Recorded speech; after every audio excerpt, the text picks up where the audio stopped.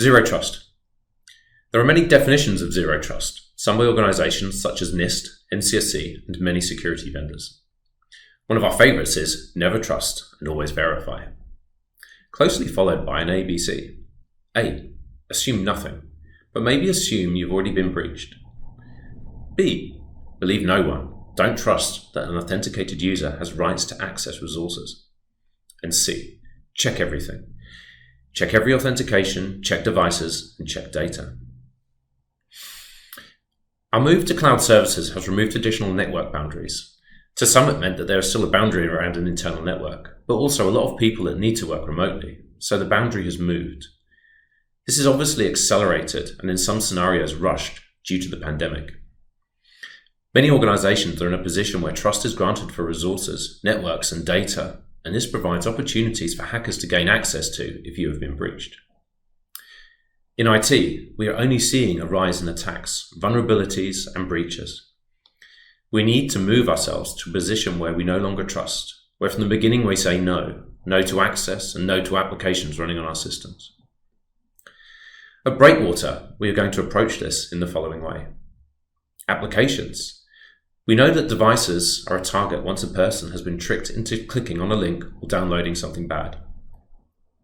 If we never trust a new application, plugin, or script on a machine, then we can reduce the chances of an attacker gaining a foothold here.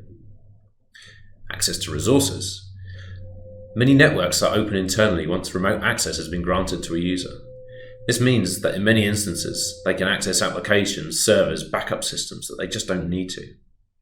Segmenting networks so that people and devices can only access the systems they really need will diminish the ability of an attacker to move around your network after an initial breach.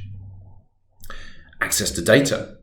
If your staff don't need to see finance, HR, or client data, then let's not give them access. Data risk registers and monitoring of access is a really good place to start. There are other elements of zero trust that we need to move towards. Access to applications, resources, and data should only be granted once verified. It is no longer feasible to manage this manually, and we need to look at access dynamically. The approach Microsoft have taken to access cloud resources uses just this. They have tools to grant access after verification. We configure it to only allow access once a certain set of circumstances has been achieved. We can use geolocation, device status, software installed, MFA, and many other factors to determine whether access is granted. In summary, it is no longer right to assume that we are secure. Remember, assume nothing.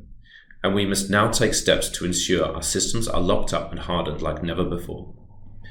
With the constantly changing threat landscape, Zero Trust is a great framework to ensure we reduce our risk and keep our systems secure in the coming years. Thanks for watching.